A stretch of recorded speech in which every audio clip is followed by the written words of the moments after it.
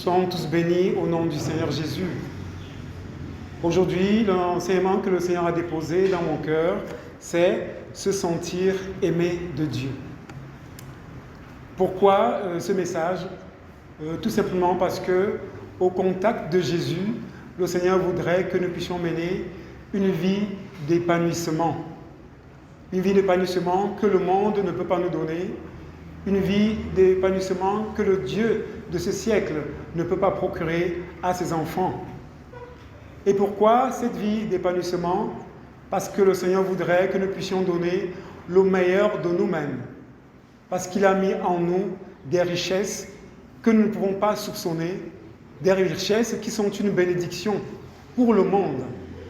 Et lorsqu'on accepte cet épanouissement que Christ nous donne, nous sommes armés pour affronter le monde avec l'adversité que le monde nous propose. Puisque la Bible dit que ceux-là qui veulent vivre pieusement en Jésus seront persécutés. Et souvenons-nous aussi que nous sommes des voyageurs sur la terre, des pèlerins, et que notre destination finale, c'est l'éternité. Et c'est vrai, dans l'éternité, il n'y a ni peine, ni douleur, ni persécution. C'est le bonheur total. Mais pendant que nous sommes pèlerins, il nous arrive de rencontrer des difficultés, et ces difficultés peuvent nous amener à croire que Dieu nous a abandonnés, et croire que son amour même pour nous est dilué. Et du coup, nous aussi, nous allons fléchir et commencer à penser comme tel. Et lorsque nous pensons que l'amour de Dieu n'est pas suffisamment fort en nous, nous ne pouvons pas donner le meilleur de nous-mêmes. Et du coup, c'est le diable qui se réjouit, parce qu'il se chargera également de communiquer à notre pensée ses lois à lui, afin que les écoutants, nous puissions être conduits avec lui dans le séjour des ténèbres, qui est sa résidence.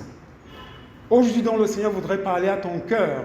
Toi qui as choisi de venir à Christ, ou toi qui hésites certainement d'accepter ce contact avec le Seigneur Jésus, afin que par l'expérience de Christ, que tu saches que Christ a le meilleur pour ses enfants, le meilleur pour toi. Et pour cela, j'ai pris des cas de figure au travers desquels peut-être chacun d'entre nous pourra s'identifier. J'ai pris le cas, par exemple, des personnes qui sont mal aimées ou bien sous-estimées et qui ont vécu ce mal-être peut-être dans leur famille à cause de l'éducation reçue, à cause peut-être des frustrations qu'elles ont rencontrées, qui font en sorte que, lorsqu'elles sont venues au Seigneur Jésus, elles n'ont pas bien géré le contact avec le Seigneur Jésus, et du coup, le mal-être les a rattrapées. Et ce qui fait que l'épanouissement que le Seigneur donne n'est pas véritable, et ces personnes ne sont pas une bénédiction pour les autres. Le Seigneur voudrait donc qu'aujourd'hui, nous fassions un examen de conscience et que nous nous regardions au travers de la parole de Dieu, comme c'était réellement un miroir pour nous, pour voir ce qui ne va pas et recorriger, et rectifier, afin que nous puissions être épanouis en Jésus-Christ. Et pour mieux nous édifier, il y a ce personnage de la Bible qui, moi, m'a beaucoup enseigné, c'est David. Et nous savons tous que David, ce roi juif, a été un témoignage pour le peuple juif. D'ailleurs, le Seigneur l'a appelé l'homme selon le cœur de Dieu. Et nous savons que son histoire est une histoire assez complexe parce qu'il est le dernier né d'une famille de 8 enfants. Nous nous souvenons que lorsque le Seigneur voulait établir un roi en Israël, lorsqu'il avait envoyé Samuel aller oindre le roi dans la famille d'Ésaïe, qui est le père de Daniel, on lui a présenté les autres fils. Mais David n'avait pas été présenté. C'est le prophète, c'est le sacrificateur Samuel qui demande au père de David s'il n'a pas un autre fils. Et c'est à ce moment-là que David est appelé et il est présenté. Donc son histoire montre déjà comment est-ce qu'il était considéré au sein de sa famille. Mais ce qui est intéressant dans la vie de David, c'est comment est-ce qu'il a vécu cela et comment est-ce qu'il a surmonté afin d'être une bénédiction pour les autres et pour l'humanité que nous sommes aujourd'hui. Pour cela, je voudrais que nous puissions lire quelques morceaux choisis de la Bible que j'ai pris dans 1 Samuel 17, les versets 28 d'abord.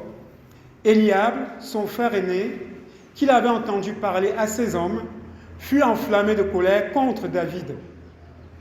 Et il lui dit: « Pourquoi es-tu descendu? Et à qui as-tu laissé ce peu de brebis dans le désert, je connais ton orgueil et la malice de ton cœur. C'est pour voir la bataille que tu es descendu. Verset 33, je crois. Saül dit à David, tu ne peux aller te battre avec ce Philistin, car tu es un enfant. Et il est un homme de guerre dès sa jeunesse. Avant de continuer dans les autres versets 37, nous voyons déjà ici, si on peut se situer, comment est-ce que David est considéré aux yeux des autres. D'abord par son propre frère, qui le trouve orgueilleux et prétentieux. Ça veut déjà dire que sur le plan familial, il y avait un autre regard qui était porté sur David. Et maintenant, en ce qui concerne le roi, c'est à lui qu'il parle, on voit également que son apparence ne prêtait pas à avoir de la confiance en lui, à lui donner du crédit en quoi que ce soit. Mais les autres versets qui suivent vont nous révéler quelque chose de grand encore. Dans le verset 37, David dit encore, « L'Éternel qui m'a délivré de la griffe du lion et de la patte de l'ours me délivrera aussi de la main de ce Philistin. » Et Saül dit à David, « Va et que l'Éternel soit avec toi. » Ce verset m'a beaucoup touché parce que la réponse de David montre quelqu'un qui était attaché à Dieu. Il était attaché à Dieu parce qu'il avait une expérience personnelle avec Dieu et il croyait fermement en l'amour de Dieu. Parce que l'amour de Dieu, dans le secret, dans l'intimité qu'il avait, lui permettait de remporter de grandes victoires. Face à ces victoires-là, il savait qu'il pouvait affronter également des défis plus grands, comme celui du combat face aux Philistins. Et ce combattant-là que les Philistins avaient présenté, c'est, nous le connaissons tous, Goliath. Ça veut dire que l'adversaire était de taille. Mais l'amour que David avait pour Dieu était si fort qu'il croyait que cet adversaire n'était rien. C'est pour cela qu'au lieu de répondre aux autres, il ne les a pas jugés ni condamnés, ni entré dans une bataille de mots avec eux, mais il a plutôt rappelé l'amour de son Dieu, sachant que c'est cet amour qui importe face à l'adversité. Et généralement, lorsqu'on voit cette histoire de David, nous comprenons qu'il est important pour nous de vraiment copier. Parce que lorsque nous sommes souvent confrontés à l'adversité, il nous arrive des fois de nous en prendre aux personnes qui sont en face de nous pour soit les critiquer ou les reprendre. Ce n'est pas ce que Dieu attend de nous.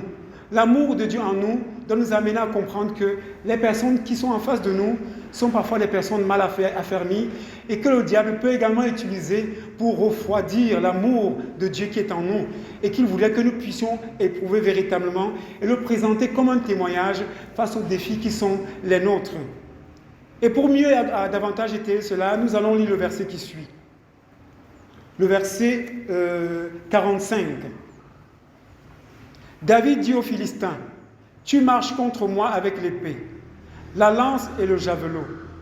Et moi, je marche contre toi au nom de l'Éternel des armées, du Dieu de l'armée d'Israël que tu as insulté. » Amen. Il était même révolté par l'insulte adressée à son Dieu. Pourquoi? Parce que l'amour de son Dieu était grand et si fort qu'il savait que celui qui pouvait le défendre, ce n'est que son Dieu seul, c'est-à-dire l'être humain qui était devant lui n'était pas son adversaire. Son adversaire, c'était plutôt l'ennemi, le diable, qui certainement parlait au travers de ces personnes mal affermies. Et c'est ce que le Seigneur voudrait que nous puissions comprendre par l'exemple de David.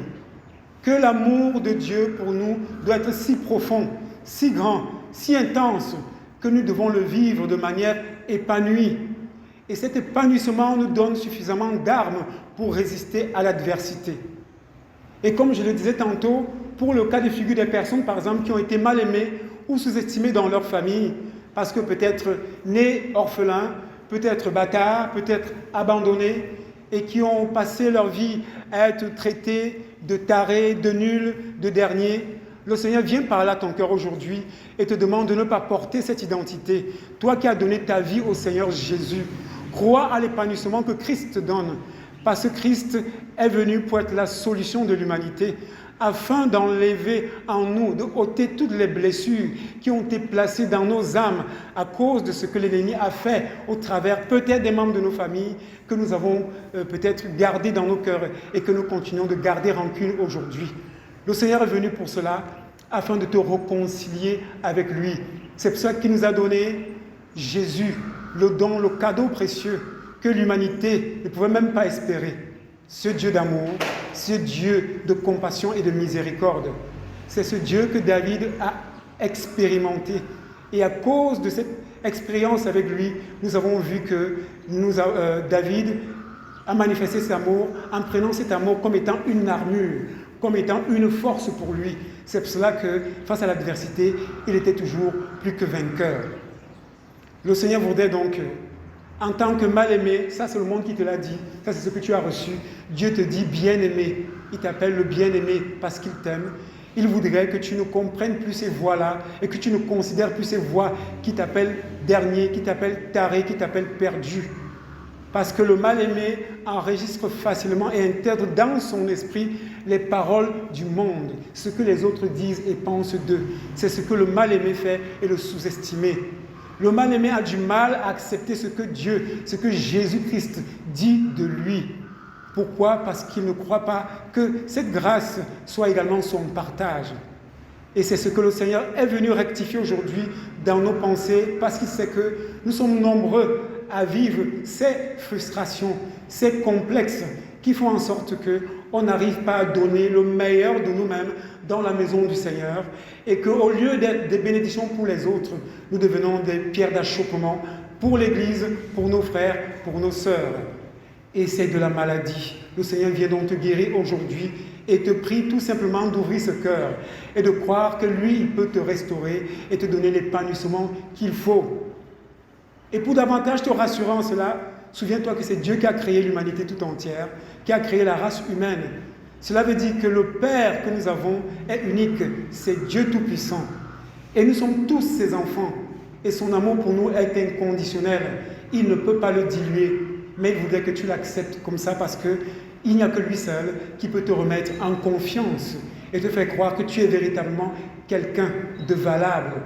Il nous appelle un sacerdoce royal, une race élue, une nation sainte. C'est ce que tu es.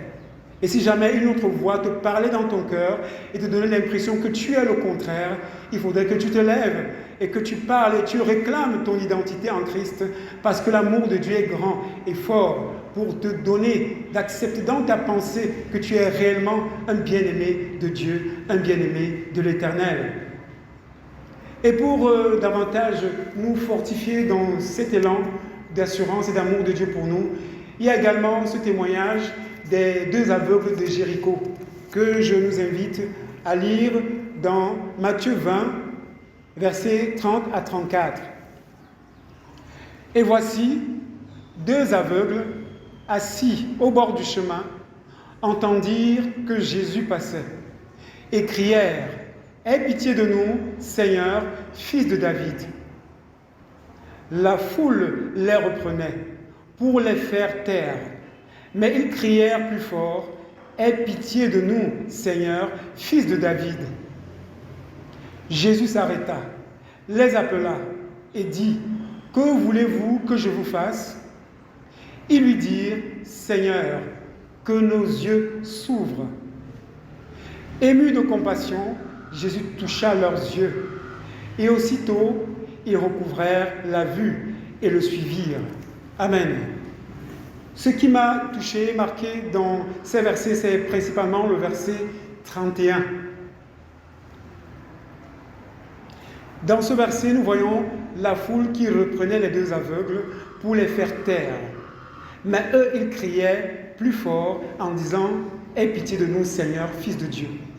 Pourquoi criaient-ils plus fort? C'est parce qu'ils croyaient en l'amour de Dieu. Ils croyaient en l'amour de Jésus. Ils croyaient que Jésus-Christ peut leur donner l'épanouissement qu'il faut, pouvait les restaurer. Et cet amour a été grand, cet amour a été fort. Et c'est cet amour qui a crié, qui a dit « Aie pitié de nous, Seigneur, Fils de Dieu !» L'amour que nous ressentons pour Dieu nous donne d'être forts et constitue des barrières face aux cris du monde des ténèbres, face aux cris de l'adversité. C'est ce cri que ces aveugles ont élevé parce qu'ils savaient que l'amour de Jésus était tellement fort que tout ce qui était autour d'eux ne pouvait pas les empêcher de vivre de savourer la grâce que Dieu donne à ceux-là qui crient à lui véritablement. Et le Seigneur te dit que si ce sentiment d'amour manquait dans ton cœur, alors crie à lui Dieu et dis-lui que Seigneur, je veux vraiment éprouver de l'amour véritable dans mon cœur à ton sujet, et Dieu le fera véritablement. Parce que la Bible dit que lorsque nous avons donné notre vie au Seigneur Jésus, nous avons été scellés du Saint-Esprit. Et nous savons que le Saint-Esprit, c'est le consolateur. Le Saint-Esprit vient consoler. Jésus nous a envoyé le consolateur. Et c'est lui qui vient te consoler et vient ramener et te renchérir la pensée de Dieu qui est celle que tu es aimé de Dieu, aimé de Jésus. Et tu dois le vivre, tu dois l'éprouver, tu dois le sentir tous les jours. Parce que Lamentation 3 le dit au verset... Lamentation 3, verset 18 à 24 dit ceci, si on peut afficher.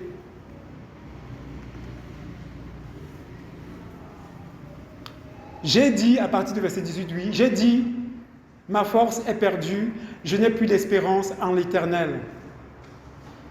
Quand je pense à ma détresse et à ma misère, à l'absinthe et au poison, quand mon âme s'en souvient, elle est abattue au-dedans de moi. Voici ce que je veux repasser en mon cœur, ce qui me donnera de l'espérance. Les bontés de l'Éternel ne sont pas épuisées.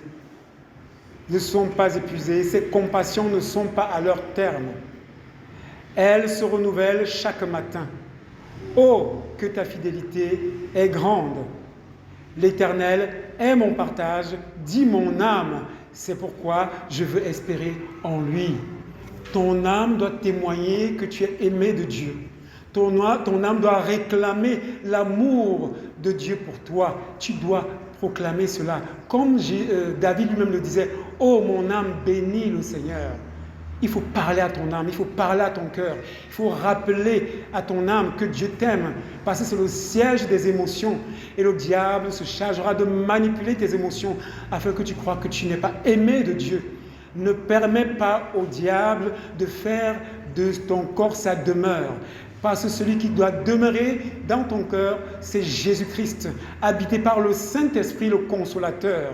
Et lorsqu'il habite réellement dans ton cœur, tu peux crier à Dieu et croire que quelle que soit la situation que tu vis, que tu traverses, il va te visiter, il va venir habiter dans ton cœur, il va te donner la solution. Parce qu'autour de toi, l'ennemi va mettre des personnes mal affermies que peut-être tu vas en vouloir. Or, ce n'est pas le cas ici. Nous voyons le cas de David, nous voyons le cas de l'aveugle. Ils ne se sont pas en pris à la foule. Ils se sont tout simplement tournés vers le Seigneur et ont focalisé leur attention sur ce qui est essentiel, Jésus, Dieu, Christ, le sauveur de l'humanité, en qui il y a l'amour, en qui il y a l'épanouissement, en qui il y a la vie, en qui il y a la victoire. Et nous avons vu le résultat des deux aveugles. Dieu leur a donné le recouvrement de la vue parce que la Bible dit que Jésus était ému de compassion pour eux. Mon frère, ma soeur, la seule personne qui peut être émue de compassion pour toi, ce n'est que Jésus, ce n'est que Dieu seul. C'est pour cela que Dieu l'a envoyé comme étant la solution de l'humanité. Qu'est-ce que tu vis? Qu'est-ce que tu traverses qui t'amène à te décourager au point où tu abandonnes complètement et que tu réduis Dieu à rien du tout? Ne compare pas Dieu à ton bourreau. Ne compare pas Dieu à des personnes qui t'ont persécuté. Ne crois pas que quand tu viens dans le Seigneur, Dieu va passer le temps à te rappeler que tu es bête, que tu es dernier de la classe. Le Seigneur Jésus ne fait pas ça. Dieu nous met en confiance pour que nous puissions vivre une vie d'épanouissement afin que nous soyons une bénédiction pour les autres. Le cas de David, le cas de ces aveugles nous montre combien est-ce qu'ils ont été par la suite une bénédiction pour les autres. Pourquoi? Parce que leurs noms ils sont écrits également dans la Bible et dans le livre de vie. Et c'est à cause de cela qu'aujourd'hui nous aussi, nous avons cette espérance parce qu'il l'a fait avec des êtres humains comme toi, comme moi. Ces êtres humains qui ont cru que eux aussi, ils avaient une place dans le cœur du Seigneur et le Seigneur a réellement agi. Alors ne considère pas ta situation comme étant une situation impossible à être résolue. Jésus-Christ est la solution, mais il faut qu'il parle à ton cœur et que tu acceptes que ce cœur Sois libéré de toutes les lourdeurs que le monde t'a communiquées.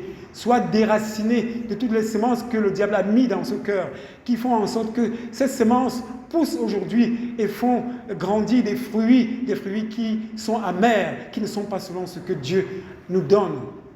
Sors de cette prison, mon frère, sors de cette prison, ma sœur, et crois que l'amour de Dieu surpasse tout. Amen. Et l'autre cas de figure également qui m'a beaucoup parlé, c'est concernant des personnes qui, quand elles viennent au Seigneur, demeurent sous le coup de la culpabilité et se disent que le Seigneur n'a pas pardonné leurs péchés. C'est souvent difficile parce que pour gérer de tels cas, c'est très pénible parce que les péchés ressurgissent souvent comme si Dieu n'est pas assez grand pour oublier, pour effacer. Et pour moi, le témoignage qui m'a parlé dans la Bible, c'est celui du brigand sur la croix.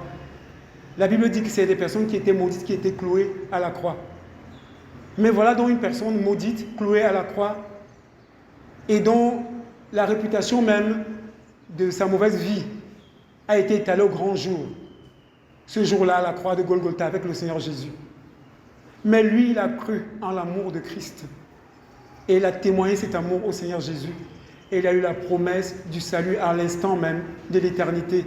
Il a été sauvé. Nous voyons qu'il a seulement libéré son cœur. Il n'a même pas eu le temps de dire à Jésus, j'ai tué, j'ai égorgé. Il a seulement dit, Jésus, voici mon cœur, je me répands. Et réellement, le Seigneur a cru, parce que l'amour qu'il avait pour Christ, cet amour qui veut que nous croyions que Jésus est notre Sauveur, notre Seigneur, notre Maître, notre Restaurateur, celui qui nous réconcilie avec Dieu, il a cru. Et Jésus lui a donné la plus grande promesse qui soit, l'éternité, le paradis. Alors, si jamais tu veux douter de ce que le Seigneur t'a réellement pardonné, pense seulement à l'histoire du brigand sur la croix et revois l'amour de Dieu par ce témoignage. Et sens-toi libéré si réellement ta repentance avait été sincère. Et ne doute plus de ce que Dieu t'a affranchi. Parce que les personnes qui vivent avec la culpabilité vivent toujours dans les ténèbres et ne peuvent communiquer rien de bon aux autres. Parce que nous ne pouvons communiquer que ce que nous avons reçu de Dieu. Et si dans ton cœur, tu demeures dans la tristesse, c'est la tristesse que tu vas communiquer aux autres et à toi-même. Et ta vie sera fade. Elle ne sera pas une bénédiction pour les autres. Bien au contraire, tu seras une occasion de chute pour les autres parce que tu ne communiques pas la vie. Tu ne peux pas annoncer la bonne nouvelle du royaume de Dieu aux membres de ta famille, à tes amis, à tes collègues, si tu es encore sous le coup de la culpabilité. Parce que c'est l'Esprit de Dieu qui parle aux autres.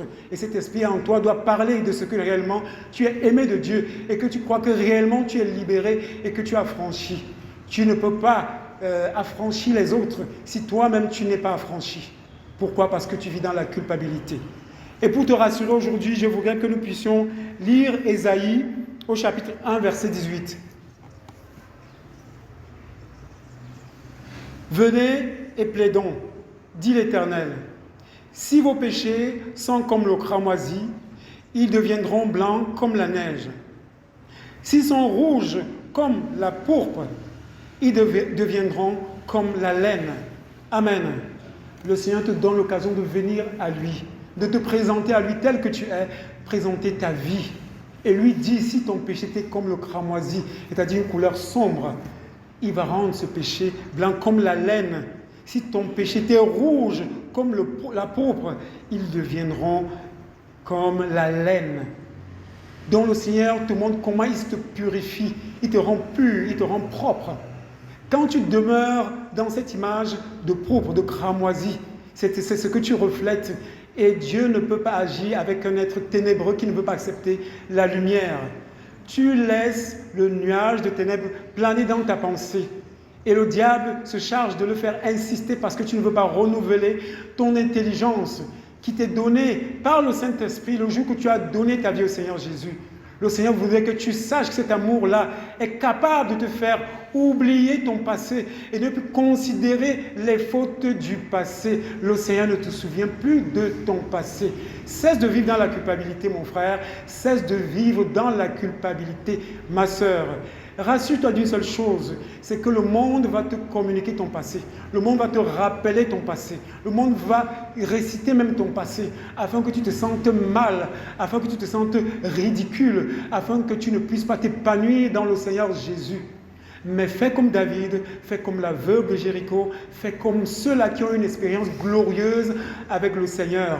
Et tu verras la gloire de Dieu être manifestée dans ta vie, parce que Dieu ne te regarde plus dans le passé, il te regarde dans l'avenir, il te regarde comme un être glorieux. Parce que lorsque tu as reçu Jésus, tu as reçu l'éternité. Tu es un être sauvé devant le Seigneur. Ne rentre pas en arrière. Ne rentre pas en arrière dans ton passé. Ne rentre pas en arrière parce que c'est le diable qui le fait. Dieu dit que tu es affranchi. Ôte de toi cette culpabilité qui ne cesse de peser dans ta vie. Et d'autres personnes même, pour montrer à Dieu qu'elles sont repentantes, se mettent dans d'autres exercices parfois pour mortifier leur corps en se disant que peut-être Dieu n'a pas vraiment pardonné.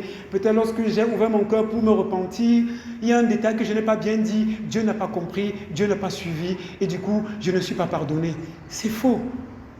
C'est le diable qui va ressasser ça dans ta pensée afin de te culpabiliser. Dieu n'est plus là, il vient de le dire, que ton péché n'existe plus. Il a rendu comme la laine, comme de la neige. Amen. Nous allons lire Ésaïe 43, verset 25.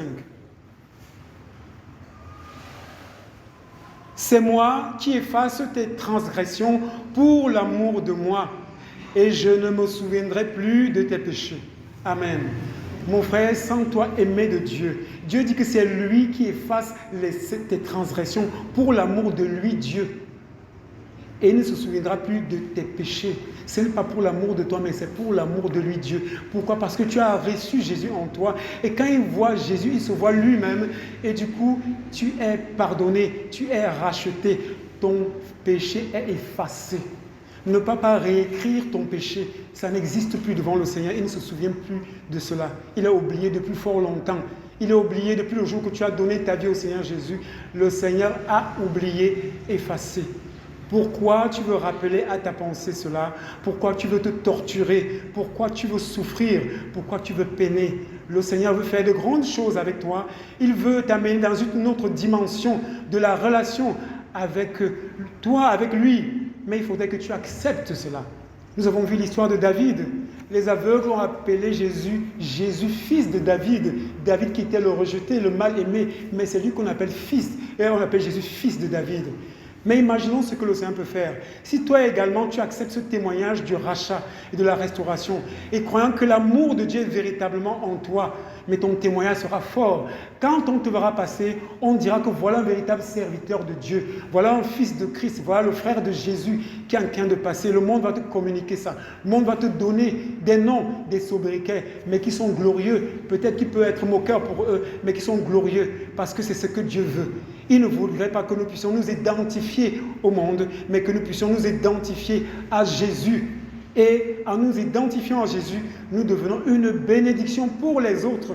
Parce que la Bible dit que le monde entier attend avec un ardent désir la révélation des fils de Dieu.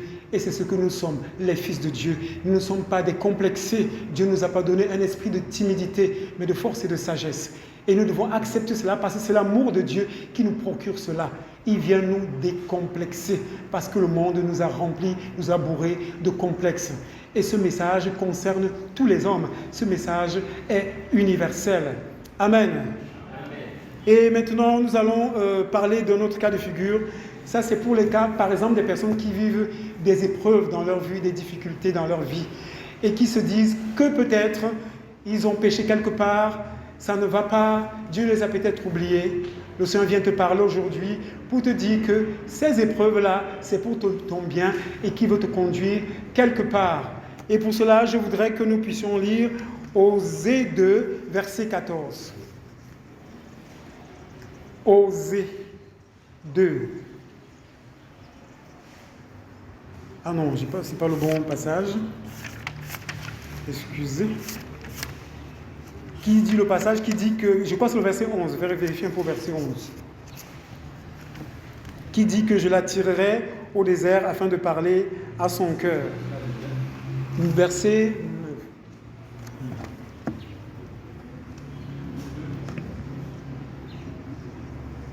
C'est pourquoi, non, bon, en tout cas, il y a dans le passage d'Osée, je vais me retrouver, qui dit que lui nous attire dans le désert afin de parler à notre cœur. Le Seigneur nous attire dans le désert afin de parler à notre cœur. Frère, verset 16. Ok, d'accord, on relit donc. C'est pourquoi, voici, je veux l'attirer et la conduire au désert et je parlerai à son cœur. Merci. Il y a des moments où le Seigneur nous conduit dans le désert parce qu'il semble que nous sommes distraits et il veut parler dans ton cœur. Le désert peut t'amener à penser que tu es abandonné. C'est à ce moment-là que tu es dépouillé. Et souvent, tu as l'impression que tu n'arrives pas à t'appuyer sur qui que ce soit. Tu te sens délaissé, abandonné. Si jamais c'est ton cas aujourd'hui, le Seigneur dit, il te laisse passer par ce moment-là, peut-être parce que le monde est en train de te distraire et que tu n'as pas le temps de bien écouter sa voix, cette voix qui veut communiquer quelque chose de nouveau dans ton cœur. Ne considère pas ce désert-là comme étant une malédiction, comme une condamnation pesant sur toi, mais c'est l'amour de Dieu manifesté à ton endroit parce qu'il veut te donner quelque chose de meilleur. Pourquoi? Parce que ton cœur est discret, tes pensées sont ailleurs.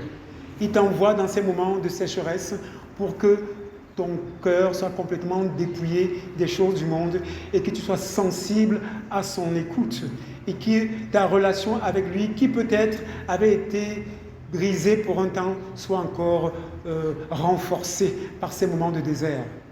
Parce que c'est à la sortie du désert que nous sortons avec souvent des choses nouvelles pour conquérir les territoires que Dieu nous donne, pour aller dans de nouvelles aventures avec le Seigneur. Et c'est l'amour puissant de Dieu pour nous, parce qu'au désert, Dieu nous épure. Il enlève ce qui est mauvais en nous pour nous donner ce qui est bon, ce qui est bien. Acceptons donc cette épreuve du désert et croyons que l'amour de Dieu est manifeste, même dans les moments où nous pensons qu'il n'est pas avec nous. Et croyons qu'il est là, véritablement, et qu'il peut nous sortir des situations les plus difficiles et les plus complexes. Mais il a ses façons à nous de nous enseigner. Parce que dès lors que tu as donné ta vie au Seigneur Jésus, Jésus ne part plus, Jésus ne quitte plus. Il est en toi, il habite, il réside. Mais comme il est un bon Père, et comme un bon Père sait aussi châtier ses enfants, il peut te conduire dans un moment de correction afin de pouvoir te recadrer parce qu'il sent que tu n'es pas obéissant. Et il nous arrive également, nous-mêmes en tant que des parents, de le faire pour nos enfants. Pas parce que nous les détestons, mais parce que nous les aimons et nous ne voulons pas que ces enfants soient égarés. C'est pour ça que même la Bible ne nous interdit pas de corriger nos enfants parce que c'est pour leur bien et pour notre bien. C'est pour ça que Dieu donc t'amène aujourd'hui peut-être dans un désert que tu es en train de vivre, une situation difficile que tu es en train de traverser.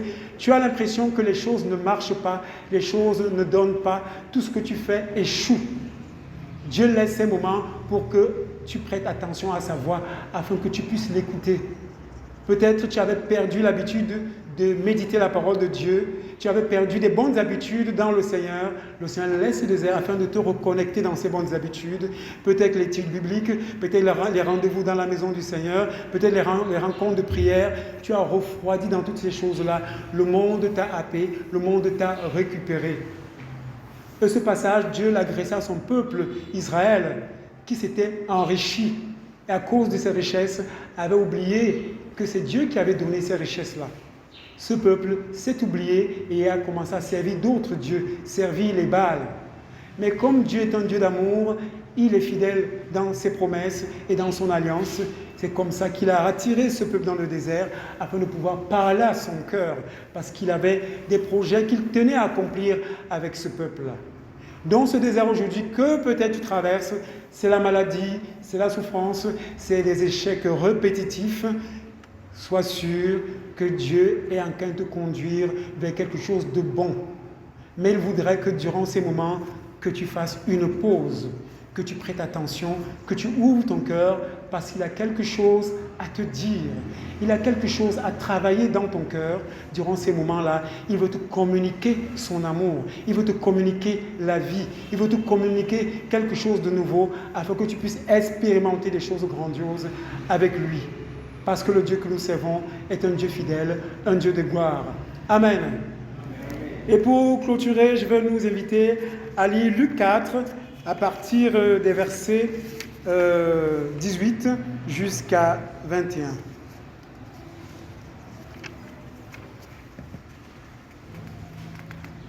Luc 4. Luc 4.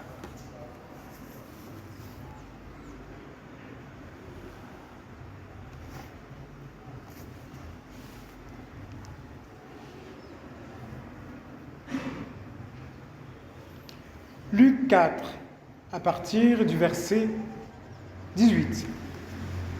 Jésus dit, « L'Esprit du Seigneur est sur moi, parce qu'il m'a oint pour annoncer une bonne nouvelle aux pauvres. Il m'a envoyé pour guérir ceux qui ont le cœur brisé, pour proclamer aux captifs la délivrance et aux aveugles le recouvrement de la vue, pour renvoyer libres les opprimés, pour publier une année de grâce du Seigneur. » Ensuite, il roula le livre, le remit au serviteur et s'assit. Tous ceux qui se trouvaient dans la synagogue avaient le regard fixé sur lui. Alors il commença à leur dire, « Aujourd'hui, cette parole de l'Écriture que vous venez d'entendre est accomplie. » Amen. Le Seigneur dit qu'aujourd'hui, cette parole de l'Écriture que tu viens d'entendre est accomplie dans ta vie. Ne doute pas que le message du salut concerne tout le monde. Dieu n'exclut personne. La souffrance que X peut vivre n'est pas la même que Y peut vivre. Et cela ne doit pas te décourager parce que le Seigneur est avec toi. Crois en cet amour véritable dans ton cœur et tu verras que l'amour que Dieu nous donne communique la vie, communique l'épanouissement et nous devenons une source de bénédiction pour les autres, comme David l'a été, comme Jésus-Christ même l'a été, puisque lui-même il a été moqué en premier. On l'appelait fils du charpentier, mais il n'a pas écouté la voix des autres. C'est pour ça que lui-même, il s'est fait ambassadeur pour nous réconcilier avec Dieu. Crois donc qu'aujourd'hui, le Seigneur est venu te réconcilier avec lui, si jamais tu avais refroidi dans ta marche avec lui. Crois donc que Dieu nous réconcilie avec lui si jamais tu hésitais encore à donner ta vie au Seigneur et que tu doutais de l'épanouissement que Jésus-Christ donne. Oui, Jésus-Christ donne la vie, Jésus-Christ donne le salut, il donne la joie, nous accorde la bénédiction. La bénédiction que Dieu nous donne n'est pas comparée de manière matérielle. Ses richesses sont hautement spirituelles et dépassent l'or et l'argent. C'est pour cela, en conclusion, Romains 5, verset 5 dit « Or, l'espérance ne trompe point, parce que l'amour de Dieu est répandu dans nos cœurs par le Saint-Esprit qui nous a été donné. » Amen. Je vais prier.